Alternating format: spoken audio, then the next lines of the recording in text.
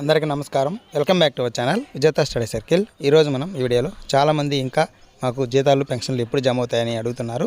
దానికి సంబంధించి సమాచారం మన వీడియోలో చూద్దాం. అంతకన్నా ముందుగా మన ఛానల్లో అందరికీ జీతాలు పెన్షన్లు జమ అయ్యే వరకు ఎప్పటికప్పుడు 100% ఖచ్చితమైన తాజా సమాచారంతో వీడియో చేయడం జరుగుతుంది. అలాంటి వీడియోస్ కావాలనుకుంటే మన ఛానల్ సబ్స్క్రైబ్ చేసుకొని ఫాలో అవ్వండి. ఈ ఆలస్యం చేయకుండా వీడియోలోకి వెళ్దాం.